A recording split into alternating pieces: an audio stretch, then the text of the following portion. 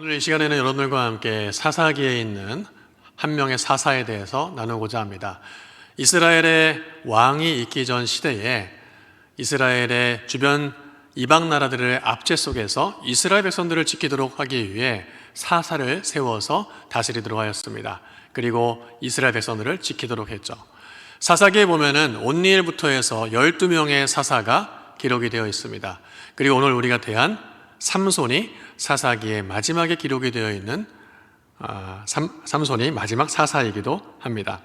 오늘 삼손의 여러 가지 스토리들이 이 사사기에 담겨져 있는데 삼손의 일대기 중에서 레히에서 벌어졌던 사건을 가지고 함께 여러분들과 말씀을 나누고자 합니다. 여러분, 방금 전에 우리가 드라마 바이블을 통해서 말씀을 읽었는데 정말 드라마틱했죠? 아주 나레이션의 고백이 정말 다이나믹했습니다. 사실 현장의 사건이 그 정도 이상으로 다이나믹한 사건이 벌어졌습니다. 오늘 이 레히에서 벌어진 사건을 통해서 우리의 삶을 돌아보며 하나님과 우리와의 관계, 그리고 우리가 지금 어느 자리에 서 있는지를 돌아볼 수 있는 귀한 은혜와 도전의 시간이 될 수 있기를 소망합니다.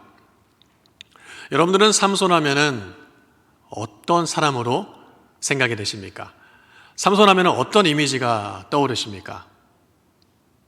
네, 아마도 힘이 센 사람, 그리고 삼손 하면은 항상 따라다니는 사람이 있죠. 누굽니까? 들릴라. 네. 그래서 삼손이 이 들릴라를 만나가지고 나중에 머리가 잘리고 힘을 잃고 눈이 뽑히고 감옥에서 맷돌을 돌리다가 나중에 다곤 신전에서 기둥을 붙잡고 쓰러뜨려서 그 블레셋의 지도자들과 백성들을 멸절시키는 그래서 그곳에서 전사를 당하는 그러한 죽음을 맞이하게 됩니다. 그런데 이 삼손과 함께 따라다니는 들릴라 이전에 또 삼손의 발목을 붙잡는 여인이 사실 등장을 합니다. 그 여인이 누구냐면 바로 딥나에 사는 여인입니다. 오늘 우리가 사사기 15장에 있는 본문을 살펴보기 전에 그래서 이 딥나의 여인과의 만남을 좀 살펴볼 필요가 있을 것 같아서 우리가 14장에 있는 내용을 하나씩 잠깐만 살펴보고 넘어가 보도록 하겠습니다. 14장 1절 말씀에 이렇게 기록하고 있습니다. 삼손이 딥나에 내려가서 거기서 블레셋 사람의 딸들 중에서 한 여자를 어떻게 해요? 보았다라고 기록을 하고 있습니다. 사실 이 삼손은 이스라엘 백성이었고 특별히 나실인으로 구별된 사람이었습니다. 그런데 지금 이 이스라엘 백성이자 나실인인 삼손이 누구를 보았어요? 블레셋의 여인을 보았습니다. 첫 느낌이 심상치가 않습니다. 2절 말씀에 올라와서 자기 부모에게 말하여 이르되 내가 딥나에서 블레셋 사람의 딸들 중에서 한 여자를 어떻게 해요? 보았사오니. 아마도 삼손은 보는 거에 참 약했던 것 같아요. 그래서 보는 걸로 말미암아 마음이 움직였고 마음에 따라서 행동했던 사람 중에 한 사람이지 않을까 하는 생각을 해봅니다. 그래서 한 여자를 보았사오니 이제 그를 맞이하여 누구로? 내 아내로 삼게 하소서라고 부모님에게 고백을 하고 있습니다. 하나님의 백성이면서 나실인으로 구별되었던 삼손, 그 누구보다도 이방과의 교류를 금하고 구별되었어야 된 이 삼손이 이방 여인과 결혼하고자 한다니 이게 웬 말일까요? 하나님께서는 그래서 이스라엘 백성들에게 신앙의 순수성을 지킬 수 있도록 이방 여인과 결혼하는 것을 금하셨습니다. 근데 그 일을 지금 누가 시도하고 있는 것입니까? 삼손이 시도하고 있는 것이죠. 그래서 이 사실은 삼손의 부모님도 삼손에게 얘기해주고 있습니다. 3절 상반절 말씀입니다. 그의 부모가 그에게 이르되 내 형제들의 딸들 중에나 내 백성 중에 어찌 여자가 없어서 내가 할례받지 아니한 블레셋 사람에게 가서 아내를 맞으려 하느냐. 지금 뭐라고 얘기하고 있습니까? 부모님이 아니 하나님께서 금하셨는데 왜 이방 여인과 만나려고 하냐. 지금 이스라엘 백성들 중에도 여자가 많은데 왜 굳이 이방 여인과 결혼하려고 하느냐. 그건 안 된다라는 거죠. 자, 이렇게 부모님이 얘기하면은 어떻게 해야 되겠어요? 부모님 말씀을 잘 순종하고 들어야 되겠죠. 근데 이 삼손이 그렇지 못합니다. 3절 하반절 말씀입니다. 삼손이 그의 아버지에게 이르되 내가 그 여자를 좋아하오니 나를 위하여 그 여자를 데려오소서 하니라. 그 여자를 좋아하니까 결혼하게 해달라는 거예요. 근데 원문에 있는 내용이 이 개역개정에 잘 담아있지 않아서 제가 새 번역을 봤습니다. 새 번역을 보니까 아주 그 의미가 잘 담겨져 있어요. 이렇게 기록합니다. 그래도 삼손은 자기 아버지에게 말하였다.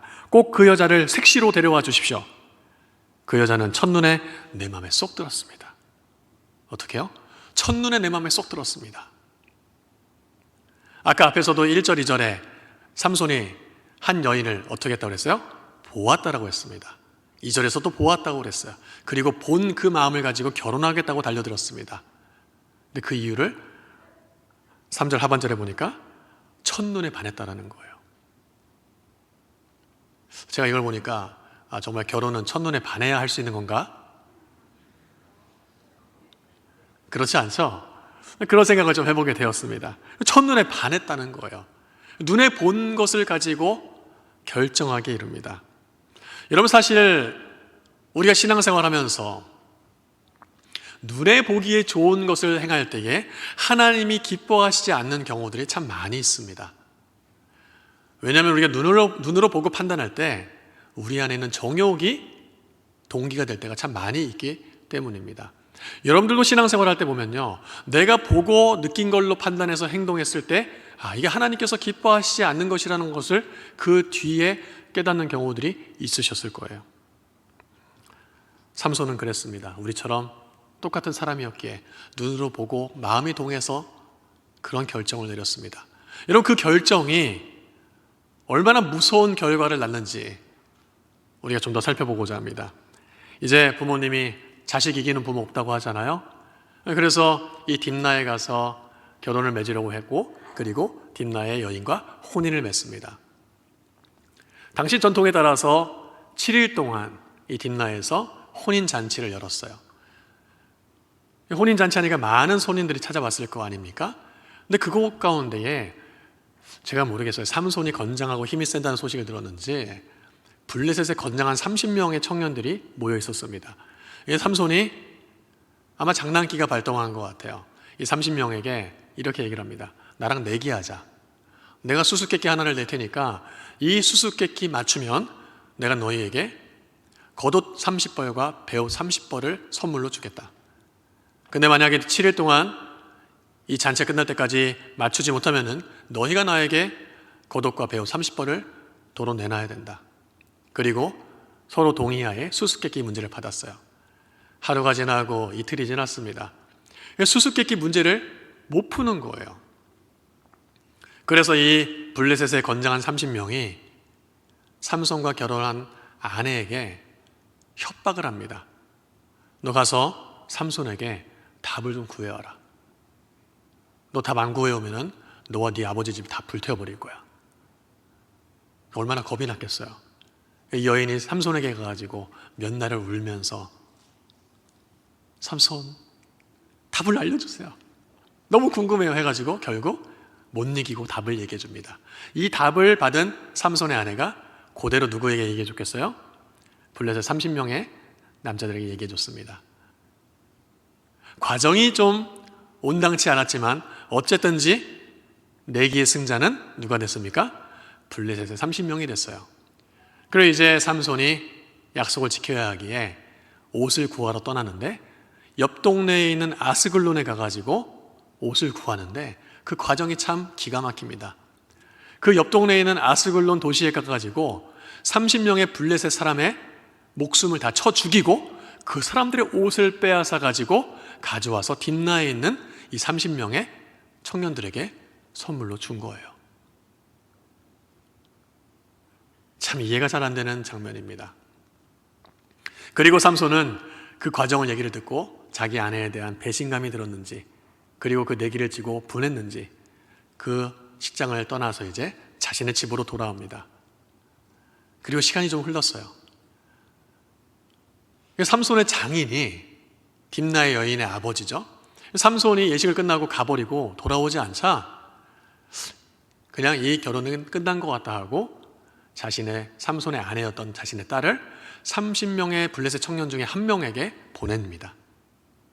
이것도 사실 잘 이해가 안 가요. 근데 이 삼손의 분이 삭혀지자 삼손이 다시금 딥나를 찾아가 여인을 만나러, 아내를 만나러 갑니다. 근데 아내가 없잖아요. 장인이 얘기합니다. 네 아내는 저 블레셋 다른 사람에게 주었으니까 네 원래 아내보다 더 이쁜 여동생이 있지 않느냐, 그 여동생하고 결혼해라. 여러분, 우리가 상식적으로 잘 이해가 안 되는 상황들이 계속 펼쳐지고 있어요. 삼손이 받아들이지 않습니다. 그리고 이 일로 인해서 내가 블레셋을 치더라도 나에겐 아무 잘못이 없다고 하고, 삼손이 다시금 마음이 격동해서 어디선가에서 여우 300마리를 끌어와서 서로의 꼬리를 묶고 그 사이에 횃불을 꽂고 논밭을 다 태워버립니다. 그리고 포도나무도 태워버립니다. 추수기를 앞두고 엄청난 재산상의 피해를 입힌 것이죠. 이 얘기를 들은 블레셋 사람들이 흥분하여 참을 수 없어서 이 소식을 듣고 쫓아옵니다. 그리고 이 일의 원흉이었던 삼손의 장인과 그의 원래 본처였던 아내를 불태워 죽여버립니다. 그리고 거기에 그치지 않고 삼손을 찾아 죽이려고 사람들이 모였습니다. 그 사람들이 모인 곳이 어디냐, 바로 오늘 우리가 읽었던 레히라는 지역입니다. 이 레히라는 지역에 블레셋 사람들이 엄청나게 모였어요. 이 사실을 안 유대 사람들이 삼손을 만나서 서로의 협약을 맺고 나를 해치지 않으면 나를 묶어서 저 블레셋 사람들에게 넘겨줘도 좋다. 그래서 삼손의 몸을 꽁꽁꽁 묶어가지고 이 레히에 딱 갖다 놓습니다. 자, 그 장면이 이제 오늘부터 우리가 읽게 될 장면입니다. 자, 그러니까 앞에 어떤 상황이 펼쳐졌는지 잘 이해가 되시겠죠? 자, 15장 14절 말씀입니다. 자, 15장 14절 말씀. 삼손이 레이의 이름에 블레셋 사람들이 그에게로 마주 나가며 소리 지를 때 여호와의 영이 삼손에게 갑자기 임하시매. 자, 뭐가 임했어요? 여호와의 영이 삼손에게 임했어요. 그의 팔 위에 밧줄이 불탄 삼과 같이 그의 결박되었던 손에서 떨어진지라. 여호와의 영이 삼손에게 임했고, 이제 결박된 삼손을 본 블레셋 사람들이 소리를 지르고 달려나갑니다. 그때 여호와의 영이 삼손에게 임하여 그의 몸을 묶고 있던 밧줄들이 불탄 삼처럼 다 끊어져 버립니다. 그리고 그 레히에서 치열한 복수 혈전이 펼쳐집니다. 몸에 묶여있던 밧줄들이 다 끊어지고 손발이 자유롭게 된 이 삼손의 눈에 하나 도구가 들어왔습니다. 그게 뭐냐면은 나귀의 새턱뼈였습니다. 이 뼈가 오래되면 삭잖아요. 마르잖아요. 그럼 금방 부러지게 되는데 성경에 나귀의 새턱뼈라고 했어요. 그러니까 죽은 나귀의 시체에서 금방 나온 마르지 않은 뼈 같습니다. 그 뼈를 손에 쥐고 싸움을 시작합니다. 여러분, 근데 이 싸움이 어떻게 진행이 되었느냐? 엄청나게 치열한 전쟁이 이루고 난 이후에 삼손이 이 나귀의 턱뼈로 자그마치 그 레히에 모였던 블레셋 사람을 다 쳐 죽였는데 그 숫자가 자그마치 1000명이었습니다. 자, 몇 대 몇의 싸움이었습니까? 1대 1000의 싸움이었어요. 여러분 한번 생각해 보십시오. 삼손을 붙잡는데 1000명이 모였습니다. 1000명이 모였다는 것은 삼손의 위력을 아마 느꼈던 것 같아요. 그러니까 사람만 모인 게 아니라 블레셋 사람들도 나름의 도구를 준비하여 중무장하고 나왔을 겁니다. 근데 삼손은 손에 들려진 나귀 턱뼈로 1000명을 무찔렀어요. 근데 이 나귀 턱뼈로 사람을 쳐 죽인다는 게, 여러분, 우리가 글로 보니까 그냥 1000명을 죽였다, 야 대단한 삼손이다라고 볼 수 있겠지만은 그 전투의 현장의 레히를 한번 상상해 보십시오. 전투를 마치고 삼손이 이렇게 16절에 고백을 하고 있습니다.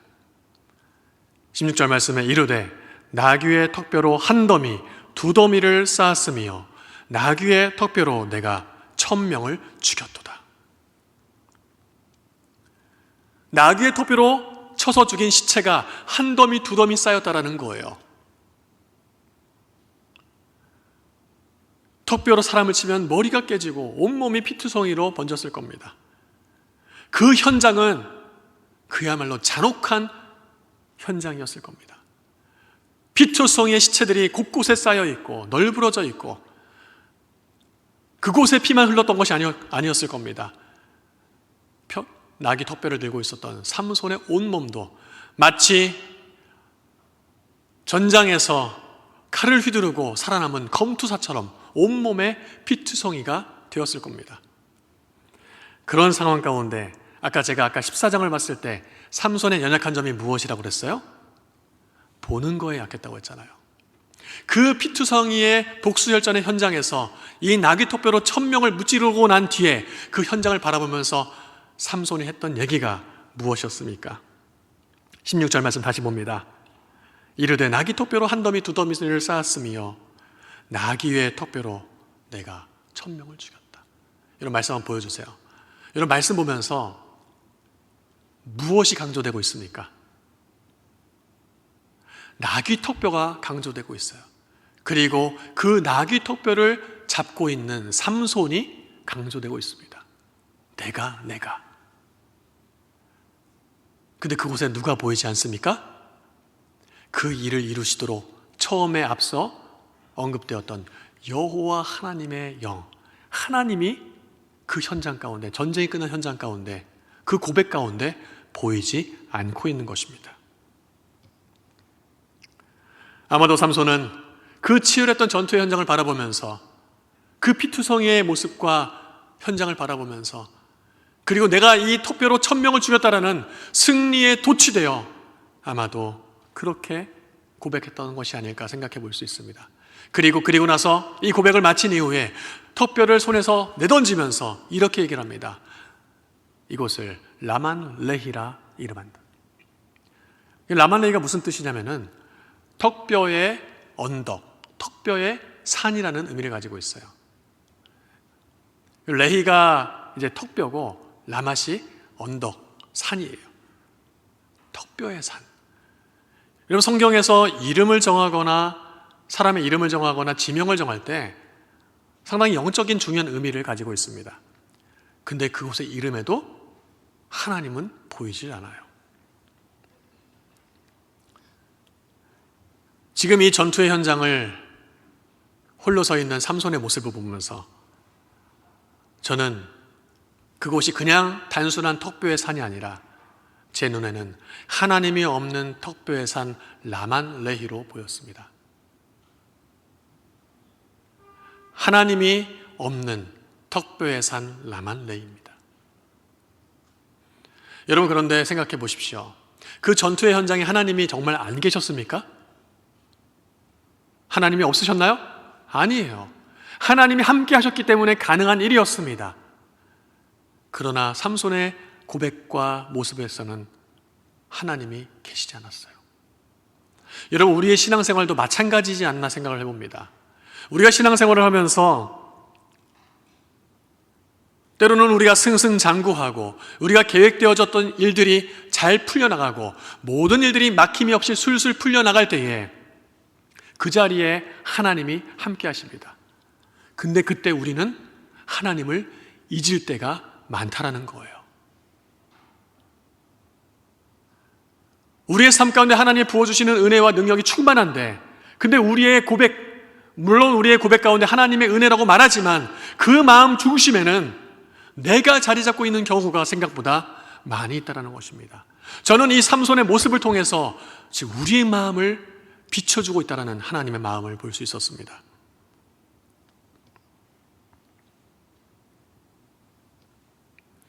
우리가 특별히 기도하지 않아도 내 삶에 특별한 문제가 없기 때문에 하루하루 그냥저냥 살아가는 우리의 모습. 별다른 경제적인 문제도 없고요. 자녀의 문제도 없고요. 건강의 문제도 없어요. 기도의 자리에 나오지도 않아요. 하나님의 도우심을 간구하지도 않아요. 여러분 이것이야말로 우리의 삶 가운데에 하나님이 없는 것처럼 살아가는 성도의 삶이지 않겠습니까?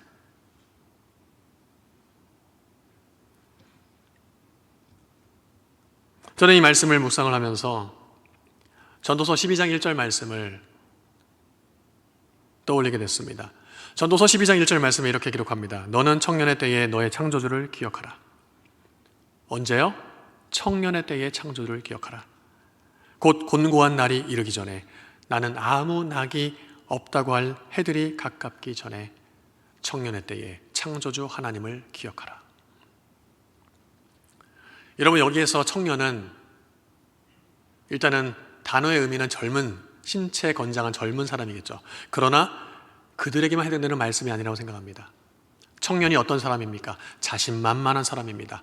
나는 지금 무엇이라도 다 할 수 있다라는 자신감이 넘치는 사람입니다. 이제까지 실패를 경험해보지 못했던 사람입니다. 인생의 전성기와 황금기를 지나고 있는 사람일 수 있습니다.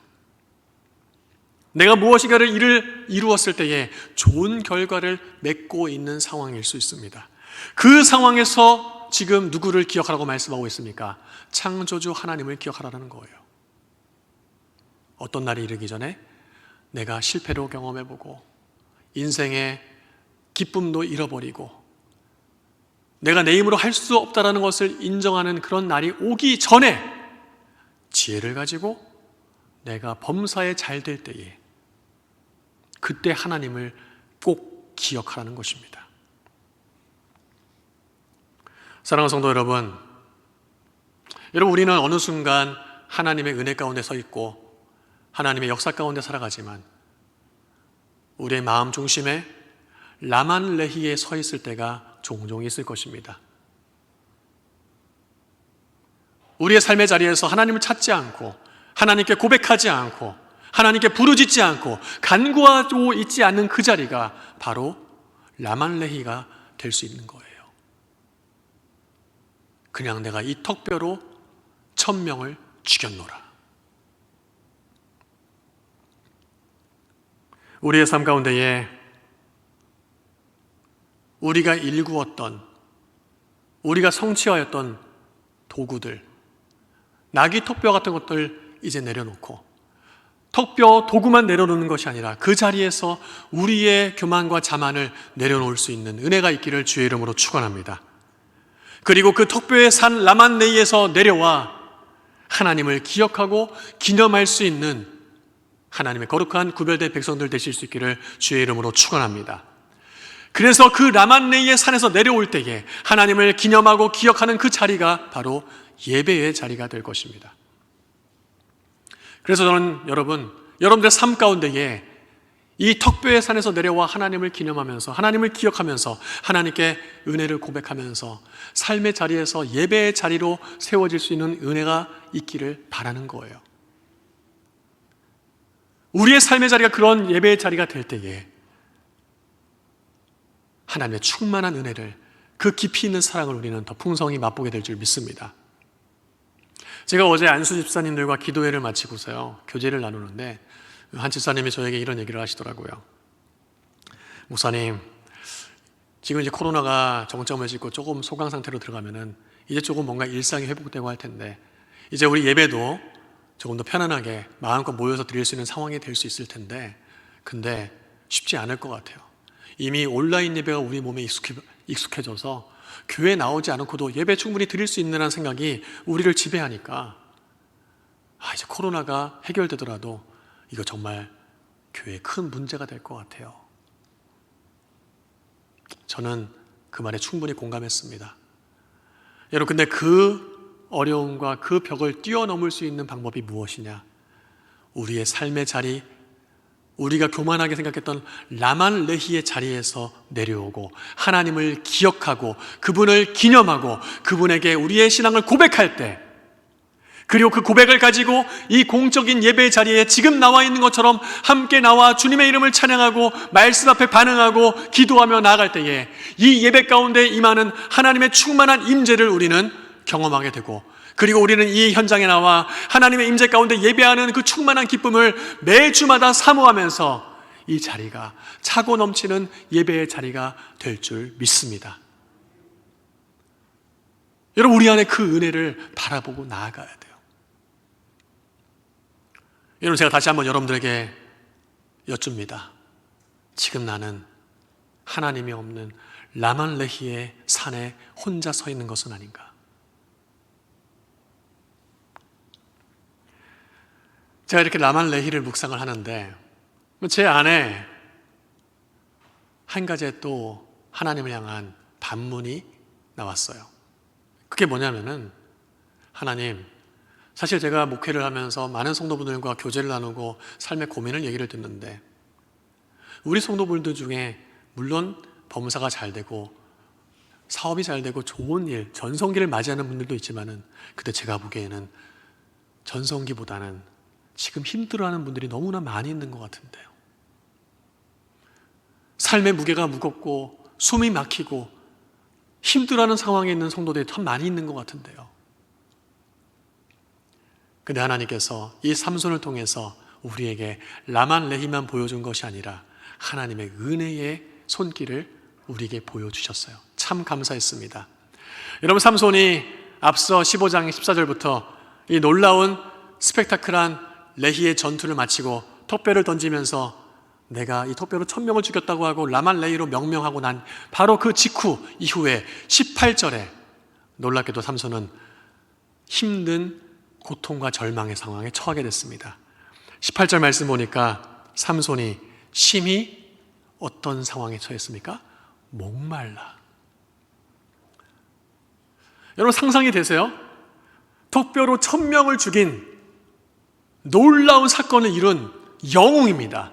그 영웅이, 승리에 도취되어 있는 그 영웅이 그 승리의 한 자리에 서 있으면서 그것을 만끽하다가 곤고해진 거예요.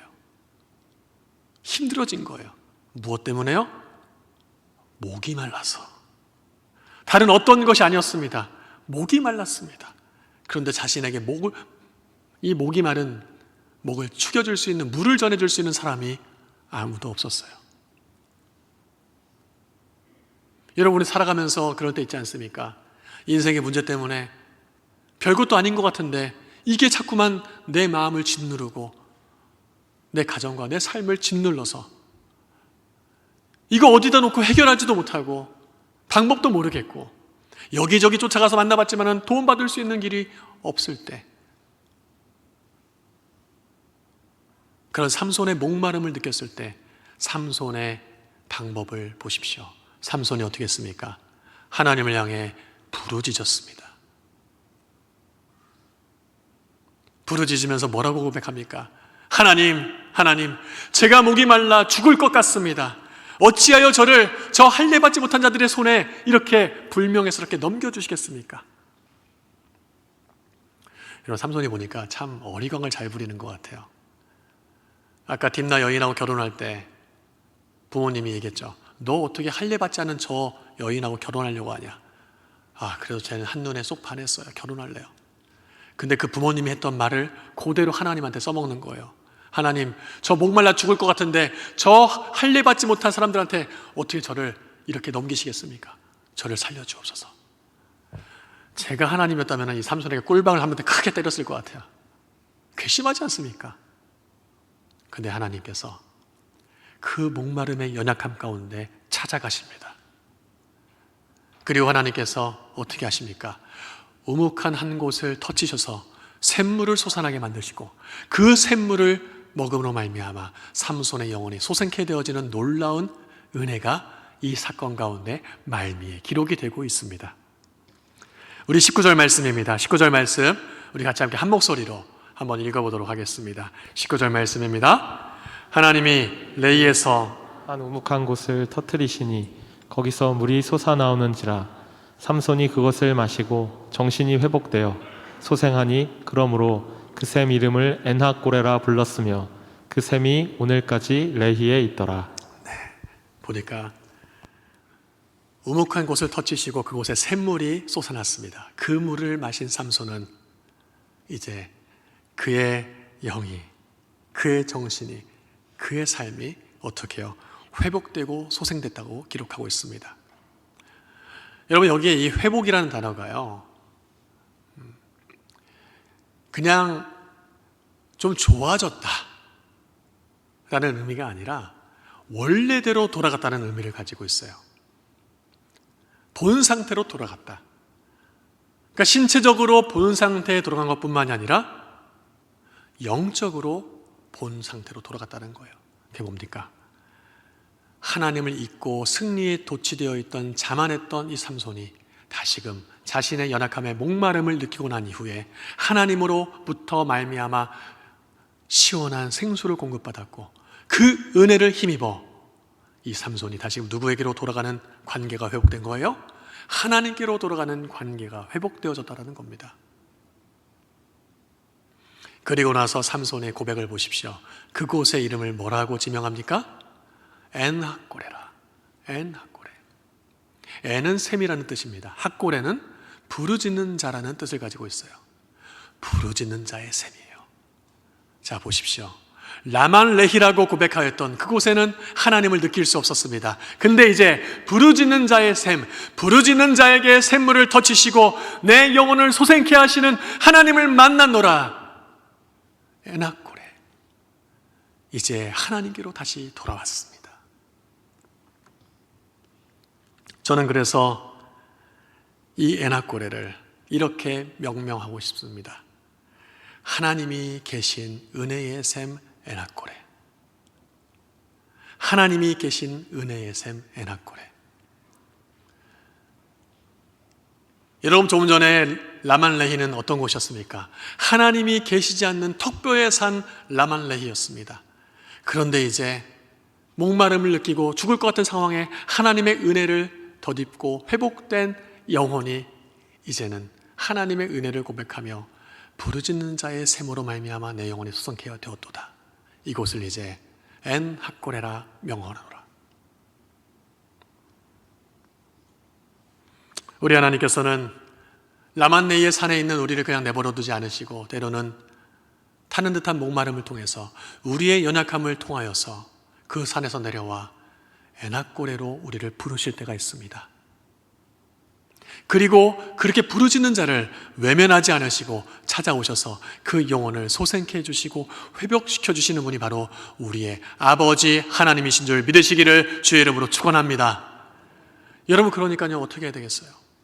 내가 지금 삶에 문제가 없고 기도하지 않고 살아간다라면은 지금 우리는 정말 삼손처럼 라만네이에 서 있을지 모르겠어요. 근데 지금 내 삶에 위기가 찾아왔고 어려움이 찾아왔습니다. 그러면 그것이 무엇입니까? 하나님이 만나주시기 위해 우리에게 주시는 어려움일 수 있다는 거예요. 고난일 수 있다는 거예요. 그러니까 속히 부르짖는 간구하는 자로 우리의 신앙의 자세를 바꿔야 돼요. 그렇게 하나님 앞에 간구하고 부르짖을 때에 우리 하나님께서는 샘을 우묵한 곳을 터치셔서 우리의 영혼을 맑게 소성시켜 주실 줄 믿습니다. 여러분, 갑자기 경제적으로, 건강으로, 관계적으로 누군가에게 얘기할 수 없는 크고 작은 일들로 마음에 어려움이 찾아올 때가 있습니다. 제가 사역을 하면서 성도분들이 저에게 가끔씩 와서 이런 얘기를 하실 때가 있어요. 목사님, 제 인생에 왜 이런 문제가 생길까요? 왜 이런 어려운 문제가 생길까요? 그 순간이 삼손의 목마름일 수 있습니다. 에나꼬레를 찾아야 될 순간인 거죠. 목사님, 제 인생에 왜 이렇게 되는 게 하나도 없는지 모르겠어요. 제 인생 왜 이럴까요? 라고 생각이 드는 그 순간이 바로 삼손의 목마름입니다. 에나꼬레를 찾아야 될 순간인 것이죠.